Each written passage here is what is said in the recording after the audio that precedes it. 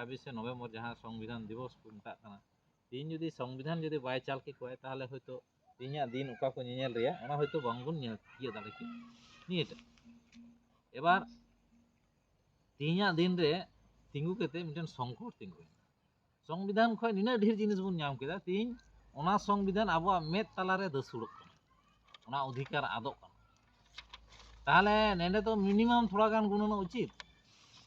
तीन्या दिन रे जिलेम जमा हाकुम जमा मौज मौज ड्रेस एम हरोगा सेटा ओना दो आमा बेपार काना आमा पैसा टाका मेना अधिकारम ñam केदा संविधान रे आमेम कराव दाड़े अड़ी भागी कथा किन्तु नोंडे आर मिटेन कथा काना जे जहाँ अधिकार ते आम तीन्या दिन रे अपडेट मेना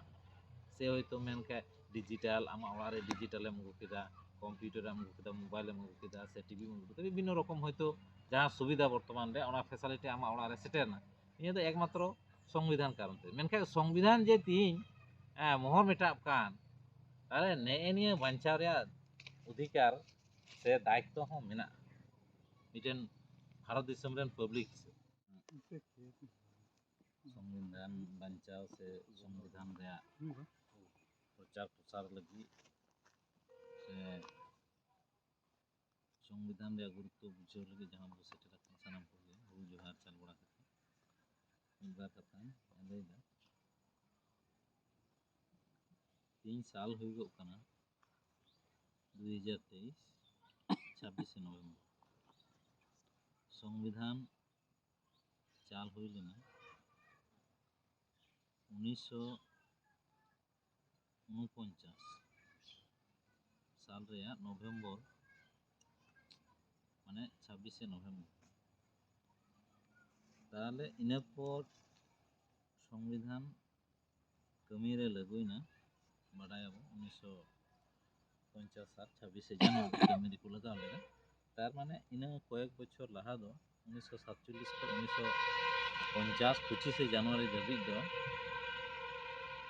एटा संविधान लेकाते चला कान थाना तारे संविधान रे गुरुत्व अब जहाँ बन बुझाव के निये रे नित हबी ते चेत बन नेल केदा जे उन धाबी रे जहाँटा ताहे कान जे क्षमता एक केंद्रीकरण माने मी हर ठेकी क्षमता ताहेना उनी ठेकी जतो ताहेना मिटेन राजा ठे जेमन जतो ताहेना उनी ठे परिवहन रे व्यवस्था उन्नति बांग उन्नति आज चितान रे शिक्षा व्यवस्था उन्नति बांग उन्नति आज चितान रे टोटाली आरकी आया निजस्व केंद्र रे केंद्रीभूत लेदा ताहले संविधान जखन खाय गे कार्यकरी ना ताहले क्षमता रे विकेंद्रीकरण होय माने हटिंग होय ताहले जखन हटिंग ना जेमन राष्ट्र बनावना राज्य बनावना डिस्ट्रिक्ट बनावना ब्लॉक बनावना जीपी बनावना बूथ बनावना ताहले नोंका जतो रे क्षमता रे मिटेन हटिंग हुयन खाय गे मिटेन डेवलपिंग माने आधुनिक जुग रे मिटेन सूचना बनाव जे तीन बो नेलदा कयेक बछर लाहा जदि बो नेला माने 1950 लाहा धाबी मात्र दलान ओड़ा जदि तहे कान खाय दो उनको राजा ओड़ा रे आर तहे काना उनको इयो उनको रे नखय सेनापति को तहे काना उनको आर उनको मी बारे जहां जमीदार को तहे काना उनको ओड़ा रे तहे काना माने रापा इटे माने कोथाय दलान ओड़ा तो तीन नेलेना नय जे निना बछर हुइना संविधान लागू कते तीन्या दिन रे जहाँ सेटेर कते नेलेना जे तीन सिटी खय एहब कते सिटी खय एहब कते तीन टाउन बनावना टाउन खय दो बाजार बनावना बाजार खय मार्केट एमान को बो नेलदा जे प्रतिटा ब्लॉक जीपी स्तर रे एमन को बुथ स्तर पर्यन्त सरकारी आमलावा दलान ओड़ा सेटेर इना साव सावते पब्लिक को आको निजस्व आय तालाते से संविधानिक अधिकार ñam तालाते निजस्व बो नेलदा जे बांग उनको ओड़ा दुआर एमान को केटे ताहले उन जुखय संविधान लागू लाहा रे आबो अधिकार जे ताहे कान चेत को ताहे कान ओना तिहिñा दिन रे ओना करे ना व्यापक मिटेन परिवर्तन होय आबो अलग पढ़ाव रे अधिकार बांग थाहे काना अधिकार बन ñam केदा चाकरी रे अधिकार बांग थाहे काना अधिकार बन ñam केदा सम्पत्ति रे अधिकार बांग थाहे काना अधिकार बन ñam केदा ताहले होय स्वाधीन भावे दाणा रे जगह बांग थाहे कान ओना बन ñam केदा उन जुखे जहाँ रे बाम दाणा दाड़ा तीन जेमन खाली भारत मतो दो विश्व रे आमेम दाणा दाड़े काना चिकाते होय जे मिटेन आबो स्वाधीनता मिटेन इयेना जे संविधान कार्यकरी ना संविधान मोताबिक अब जहाँ आर्टिकल ᱡᱟᱦᱟᱸ ᱠᱚ ᱢᱮᱱᱟᱜᱼᱟ ᱚᱱᱟ ᱢᱟᱫᱽᱫᱷᱚᱢ ᱛᱮ ᱡᱟᱦᱟᱸ ᱟᱵᱚ ᱥᱟᱫᱷᱤᱱᱚᱛᱟ ᱵᱚ ᱵᱷᱳᱜᱽ ᱠᱮᱫᱟ, ᱛᱟᱦᱚᱞᱮ ᱱᱤᱭᱟᱹ ᱢᱟᱫᱽᱫᱷᱚᱢ ᱛᱮ ᱟᱵᱚ ᱛᱮᱦᱮᱧ ᱵᱷᱟᱨᱚᱛ ᱫᱤᱥᱚᱢ ᱦᱚᱸ ᱫᱟᱬᱟ ᱫᱟᱲᱮᱭᱟᱜ ᱠᱟᱱᱟ। ᱱᱤᱭᱟᱹ ᱫᱚ ᱮᱠᱢᱟᱛᱨᱚ ᱜᱮ ᱥᱚᱢᱵᱷᱚᱵ ᱮᱱᱟ ᱡᱮ ᱛᱮᱦᱮᱧᱟᱜ ᱫᱤᱱ ᱱᱚᱵᱷᱮᱢᱵᱚᱨ ᱡᱟᱦᱟᱸ ᱥᱚᱝᱵᱤᱫᱷᱟᱱ ᱫᱤᱵᱚᱥ ᱠᱚ ᱢᱮᱛᱟᱜ ᱠᱟᱱᱟ, ᱛᱮᱦᱮᱧ ᱡᱩᱫᱤ ᱥᱚᱝᱵᱤᱫᱷᱟᱱ ᱡᱩᱫᱤ ᱵᱟᱭ ᱪᱟᱞ ᱠᱮᱠᱚᱣᱟᱭ ᱛᱟᱦᱚᱞᱮ ᱦᱚᱭᱛᱳ ᱛᱮᱦᱮᱧᱟᱜ ᱫᱤᱱ ᱚᱠᱟ ᱠᱚ ᱧᱮᱧᱮᱞ ᱨᱮᱭᱟᱜ ᱚᱱᱟ ᱦᱚᱭᱛᱳ ᱵᱟᱝᱵᱚᱱ ᱧᱮᱞ ᱛᱤᱭᱳᱜ ᱫᱟᱲᱮ ᱠᱮᱭᱟ ᱱᱤᱭᱟᱹᱴᱟᱜ। এবার ᱛᱮᱦᱮᱧᱟᱜ ᱫᱤᱱ ᱨᱮ ᱛᱤᱸᱜᱩ ᱠᱟᱛᱮ ᱢᱤᱫᱴᱮᱱ ᱥᱚᱝᱠᱚᱴ ᱛᱤᱸᱜᱩᱭᱮᱱᱟ। ᱥᱚᱝᱵᱤᱫᱷᱟᱱ ᱠᱷᱚᱡ ᱱᱤᱱᱟᱹᱜ ᱰᱷᱮᱨ ᱡᱤᱱᱤᱥ ᱵᱚᱱ ᱧᱟᱢ ᱠᱮᱫᱟ, ᱛᱮᱦᱮᱧ ᱚᱱᱟ ᱥᱚᱝᱵᱤᱫᱷᱟᱱ ᱟᱵᱚᱣᱟᱜ ᱢᱮᱫ ᱛᱟᱞᱟᱨᱮ ᱫᱟᱹᱥᱩᱲᱚᱜ ᱠᱟᱱᱟ, ᱚᱱᱟ ᱚᱫᱷᱤᱠᱟর ᱟᱫᱚᱜ ᱠᱟᱱᱟ। তাহলে নেন্ডে তো মিনিমাম থোড়া গান গুণানো উচিত। ᱛᱮᱦᱮᱧᱟᱜ ᱫᱤᱱ ᱨᱮ ᱡᱤᱞᱮᱢ ᱡᱚᱢᱟ, ᱦᱟᱹᱠᱩᱢ ᱡᱚᱢᱟ, ᱢᱚᱡᱽ ᱢᱚᱡᱽ ᱰᱨᱮᱥᱮᱢ ᱦᱚᱨᱚᱜᱟ, ᱥᱮটা ᱚᱱᱟ ᱫᱚ ᱟᱢᱟᱜ ᱵᱮᱯᱟর ᱠᱟᱱᱟ। ᱟᱢᱟᱜ ᱯᱟᱭᱥᱟ ᱴᱟᱠᱟ ᱢᱮᱱᱟᱜᱼᱟ, ᱚᱫᱷᱤᱠᱟᱨᱮᱢ ᱧᱟᱢ ᱠᱮᱫᱟ ᱥᱚᱝᱵᱤᱫᱷᱟᱱ ᱨᱮ, ᱟᱢᱮᱢ ᱠᱚᱨᱟᱣ ᱫᱟᱲᱮᱭᱟᱜᱼᱟ, ᱟᱹᱰᱤ ᱵᱷᱟᱹᱜᱤ ᱠᱟᱛᱷᱟ ᱠᱟᱱᱟ। ᱠᱤᱱᱛᱩ ᱱᱚᱰᱮ ᱟᱨ ᱢᱤᱫᱴᱮᱱ ᱠᱟᱛᱷᱟ ᱠᱟᱱᱟ ᱡᱮ ᱡᱟᱦᱟᱸ ᱚᱫᱷᱤᱠᱟর তে ᱟᱢ ᱛᱮᱦᱮᱧᱟᱜ ᱫᱤᱱ ᱨᱮ ᱟᱯᱰᱮᱴ ᱢᱮᱱᱟᱜ ᱥᱮ ᱦᱚᱭᱛᱳ ᱢᱮᱱᱠᱷᱟᱡ ᱰᱤᱡᱤᱴᱟᱞ ᱟᱢᱟᱜ ᱚᱲᱟᱜ ᱨᱮ ᱰᱤᱡᱤᱴᱟᱞᱮᱢ ᱟᱹᱜᱩ ᱠᱮᱫᱟ, ᱠᱚᱢᱯᱤউᱴᱟᱨᱮᱢ ᱟᱹᱜᱩ ᱠᱮᱫᱟ, ᱢᱳᱵᱟᱭᱤᱞᱮᱢ ᱟᱹᱜᱩ ᱠᱮᱫᱟ, ᱥᱮ ᱴᱤভিᱢ ᱟᱹᱜᱩ ᱠᱮᱫᱟ, ᱵᱤᱵᱷᱤᱱᱱᱚ ᱨᱚᱠᱚᱢ ᱦᱚᱭতো ᱡᱟᱦᱟᱸ ᱥᱩᱵᱤধা বর্তমান ᱨᱮ ᱚᱱᱟ ᱯᱷᱮᱥᱟলিটি ᱟᱢᱟᱜ ᱚᱲᱟᱜ ᱨᱮ ᱥᱮᱴᱮᱨᱱᱟ, ᱱᱤᱭᱟᱹ ᱫᱚ ᱮᱠᱢᱟᱛᱨᱚ ᱥᱚᱝᱵᱤধান কারণ তে। ᱢᱮᱱᱠᱷᱟᱡ ᱥᱚᱝᱵᱤধান ᱡᱮ ᱛᱮᱦᱮᱧ ᱢᱚᱦᱚᱨ ᱢᱮᱴᱟᱜ ᱠᱟᱱ, তাহলে ᱱᱮᱜᱼᱮ ᱱᱤᱭᱟᱹ ᱵᱟᱧᱪᱟᱣ ᱨᱮᱭᱟᱜ ᱚᱫᱷᱤᱠᱟর ᱥᱮ দায়িত্ব ᱦᱚᱸ ᱢᱮᱱᱟᱜᱼᱟ ᱢᱤᱫᱴᱮᱱ ভারত দিশম রেন পাবলিক হিসেবে, আর বিশেষ করে আবো এসসি এসটি ওবিসি মা অবশ্যই। কারণ নেগ নিয়ে করে যে সংবিধান রে যে বিশেষ যেটা আবো প্রাবধান তাহেं কান ওনা কো চাবায়দা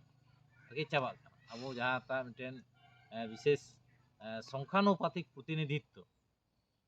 হ্যাঁ অকটা বো ñামে থানা ওনা মিটে চাবা আসে কো মঢ়াব কাদা। কারণ উনকু দো রিজার্ভেশন মানে দোকো উডুক চুইদা যে দয়া দাক্ষিণ, হ্যাঁ আর একচুয়ালি যে নিয়ে রেয়া মানে দো হুᱭ কানা রিপ্রেজেন্টেশন, হ্যাঁ আয়া সমাজ রেয়া কথায় রিপ্রেজেন্ট দায়। আর আবুরেন হড় হᱚᱸ ইনা বন হিড়িং কাদা যে ওকা সমাজ ᱠᱷᱚᱱ ᱦᱮᱡ ᱮᱱᱟ ᱚᱸᱰᱮᱱᱟᱜ ᱠᱟᱛᱷᱟ রিপ্রেজেন্ট বাদ ᱠᱟᱛᱮ ᱛᱮᱦᱮᱧ ᱡᱚᱢ ᱧᱩ ᱢᱚᱥᱛᱤ ᱛᱮ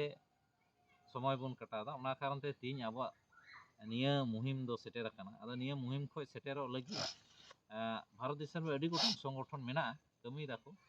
ᱤᱱᱟᱹ ᱢᱚᱫᱽᱫᱷᱮ ᱨᱮ অন্যতম যেটা আবহাওয়া বামসেব সংগঠন, নিয়াওয়াᱜ কামি দো মানে ᱪᱮᱫ ᱞᱮᱠᱟᱧ ᱢᱮᱱᱟ ᱟᱹᱰᱤ ᱡᱚᱵᱚᱨᱫᱚᱥᱛ ᱜᱮ। ᱪᱮᱫ ᱞᱮᱠᱟᱛᱮ ᱛᱮᱦᱮᱧ ᱵᱷᱟᱨᱚᱛ दिसम रे जहाँ संविधान में संविधान जो असुविधा रे पड़ाव का निये दे चिकाते आर्टिकल मिट को अचो अब जेगुलो हक अधिकार आर्टिकल जेमन किछु दिन लहारे मिट पेपर रे नेल लेदा, पेपर रे निये ऑल मेना जे 100% सरकारी संस्था को अखरिंग चाबा, अखरिंग चाबा लखाय को बेसरकारी बेसरकारी रे तो संरक्षण बांग थायना। तार माने मेन लक्ष्य दो कना आबो एससी एसटी ओबीसी जहां को बो लाहा कना आबो रुका दोहो बन रेया मिटेन षড়যন্ত্র चला। তাহলে নিয়ে ইদি খেতে তিহিñাᱜ দিন রে ভারত বর্ষ রে আনাচে কানাচে সংবিধান দিবস পালনᱚᱜ ᱠᱟᱱᱟ। নিয়ে রে অবদান ᱫᱚ ᱪᱮᱫ ᱠᱟᱱᱟ বামসেব,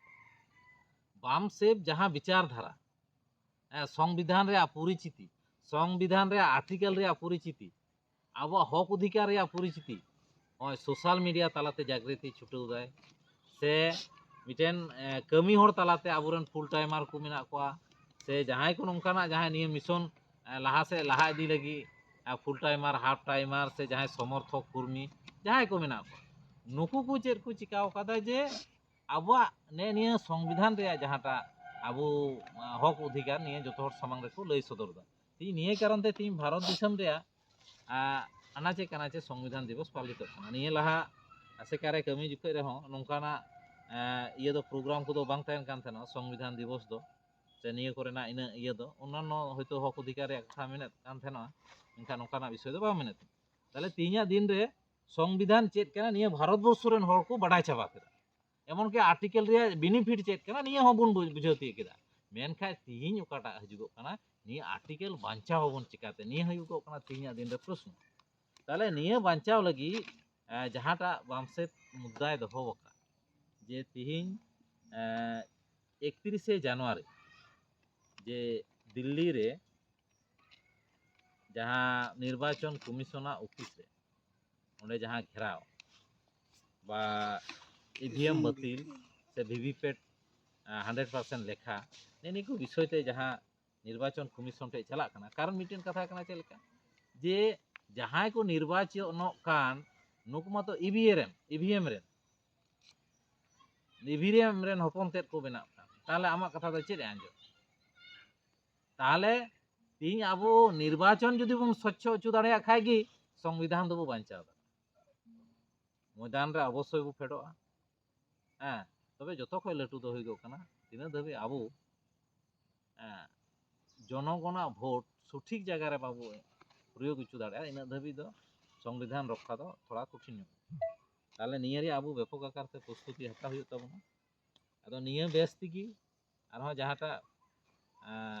রাষ্ট্র অধিবেশন মেনাᱜᱼᱟ বামসেᱯᱟ বিগত বছর করে ᱫᱚ পে দিন প্রথম মা তে 9 দিন ᱜᱮ ᱦᱩᱭ ᱠᱚᱜ ᱠᱟᱱ ᱛᱟᱦᱮᱱᱟ বামসেপ ᱨᱮᱭᱟᱜ ভারত মুক্তি মোর্চা যখন বেনাও না 12 দিন ভারত মুক্তি মোর্চা পে দিন বামসেপ নেস খoj ᱫᱚ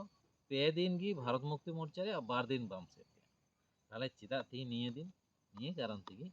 আবুয়া তীরে আর বাড়তি দিন সময় বানু সংবিধান যেমন চাবা হাজুগᱚᱜ ᱠᱟᱱᱟ আবুয়া লড়াই হᱚᱸ বেনাও রাখᱟᱵᱚᱜ তার মানে আমনা সামনা লড়াই ᱫᱚ আর ᱴᱷᱤᱠ দিন ᱫᱚ বানু একদম গুণা কথা কয়েক বছর তাহলে নিয়ে সময় রে ইᱧᱟᱹᱜ মেন ᱫᱚ ᱡᱟᱦᱟᱸᱭ মিশনারি কো আবু বাং দমাও কেতে নিয়ে যদি কয়েক গুণ আরহᱚᱸ স্পিড বন ঢির লেখায় ᱜᱮ আবুয়া অকাটা নাগা মানে লক্ষ্য ওনা আবু দিয়ে দাঁড়ায় কারণ যত জায়গা রেগে ভারতবর্ষ রে প্রতিটা প্রান্তে গি সংগঠন রে আজ ᱫᱚ পড়াও কান যত জায়গা রেগে হ্যাঁ ᱤᱧ ᱩᱱᱠᱩ ᱴᱷᱮᱱ ᱢᱩᱫᱽᱫᱟ ᱵᱟᱹᱱᱩᱜᱼᱟ ᱤᱧ ᱜᱮ ᱢᱤᱫᱴᱮᱱ ᱤᱧ ᱧᱮᱞ ᱠᱮᱫᱟ ᱦᱚᱞᱟ ᱠᱷᱚᱡ ᱧᱮᱞ ᱫᱟᱹᱧ অস্ট্রেলিয়া কো জিতেও না ওয়ার্ল্ড কাপ ভারত কো হারাও তাহলে চিকানা এটা সঙ্গে মা ঝামলা মা কো চাবাও কা বাংলাদেশ রেন কিছুটা কথা রেলি কো উডুকিনা হ্যাঁ মেন কেদা কো জিতকেও মানে অস্ট্রেলিয়া কো সমর্থন রে ইনা কারণতে ভারত রেন বিজেপি রেন ইয়ে কো उनको विरोधी दल नेता नुकु को आर चिली को रोड को एहब ना है गणवा को इंडिया नुकु को दालाली को करावदा गद्दारी को करावदा इंजाम आमेम गतिना आम बम दाड़ेदा उनी दो चे आमको विजय मिছিল करो अरे जहां करो हाँ विषय दो हुई कना निये एमन मिटेन चर्चा रे को अगु कादा सोशल मीडिया रे नेता दो हुई कना मोट कथा दो निये कना जे राजनीति फाय हिंदू मुस्लिम दो भारत वर्ष रे दो निये लड़ाई दो उनको दो जीवन को दोया पाकिस्तान संगे आर बाको लड़ाई का चिदा पाकिस्तान लड़ाई परिस्थिति हों बनो हाँ चीन संगे मा बाको लगा ताले नेता को गुणन कना साला बांग्लादेश रे मुस्लिम मेना को ताले नुकु मुस्लिम संगे थोड़ा गान ये नि कंट्रोवर्सी एहब कागे 24 रे इलेक्शन मेना उनको मुद्दा बनो निये कना लटू कथा दो तीन उनको जतो से लेका थे को काबू कना एबार कथा दो कना अब थोड़ा गान स्पीड से थोड़ा ढेर हो राष्ट्र अधिवेशन जेटा मेना सक्सेस लगी थोड़ा मिशन अब बन लगाव ñoगा कारण समय माबन एमे कान गे किंतु अड़ी पर्याप्त परिमाण ते बाबू एम इन मिशन कथा अदा अब जाते पर्याप्त परिमाण ते बन एम ताले खाय ठिकवा कारण मिटेन जिनिस नेनिया हन लय तुरा का कना लाहा ño ñela kana चेक लेका आबोरेन होर होयतो एटा रे मेनाय एटा संगठन रे मेनाय उनिया भावना दो किंतु आम्बेडकर बादी दो बांग तहे ब्राह्मण्यवादी तहे कान तया भावधारा से उनिया मोचा खो उडुक शब्द हो हाँ मेन खाय तिहिना दिन रे तिंगु केते एटा एटा संगठन को हो आम्बेडकर विचारधारा प्रचार प्रसार लागू में डायरेक्टली बांग रहे इनडायरेक्टली भावे माने मोट कथा कना चेलका बामसेपा एलांग प्रतिटा भारत वर्ष रे कटिज मटिज जतो संगठन रे सेटा ठीक कना एटा दो मिटेन गी कना जे उपयुक्त समय रे ठीक जगह रे आघात नेनी कानिया कथा दो कारण नेतो जेमन उनको ब्राह्मणा लटू संगठन दो कना आरएसएस उनको की जेमन मिश्राम जी बयान इया कते तायनते उनको की बयान को बदल दे आदो जायक चर्चा रे विषय को तो आयमा ढेर के तहना निया कोरिया गुरुत्व से निया बंचाव रे कथा को अड़ी आयमा भावे मेनोगो गया ती भारत दिसम रे अड़ी मारांग मिटेन प्रभाव पड़ाव कना मिटेन कटी कटी हो जहां कीर्तनिया दिन कृष्ण ठाकुर दिने उनी हरे कृष्ण ही कान गया उनी नेतों ब्राह्मणवाद विरोध रे रोड कना माने दो चेत कना से को प्रोजेक्ट कादे बाको प्रोजेक्ट कादे से आया संस्थे रोडे कान जहां कान गे से नेल दा नोकाना परिस्थिति रे इन्हो इतिहास रे नीर बोलो लेन गी नोका हो दाड़ा कान किचोड़ को तहना तो जाफाई नोडे नीर बोलो लेन गे ताले जुड़ू इन्हो नाम नोकाना मिटेन परिस्थिति कना नेल दाको जे तो हाथी को कना आदो नोकाना हो होई दाड़ा बांग रे हो बा तबे नो जे विभिन्न संगठन नय कोड़ाम चिटा केते को मेन दाड़े कान ब्राह्मण संगे चैलेंज ना तो एकमात्र अवदान कना बामसेपा और बामसेप शक्तिशाली लगी राष्ट्र अधिवेशन 40तम अड़ी जोर एनते मन लगाव केते बन सक्सेस ᱤᱧᱟᱹᱜ ᱢᱮᱱᱫᱚ ᱢᱟᱞᱫᱟ ᱡᱮᱞᱟ ᱨᱮ 10 ᱞᱟᱠᱷ ᱴᱟᱠᱟ ᱨᱮᱭᱟᱜ ᱴᱟᱨᱜᱮᱴ ᱢᱮᱱᱟᱜᱼᱟ᱾ ᱟᱵᱚ 10 ᱞᱟᱠᱷ ᱴᱟᱠᱟ ᱩᱴᱷᱟᱹᱣ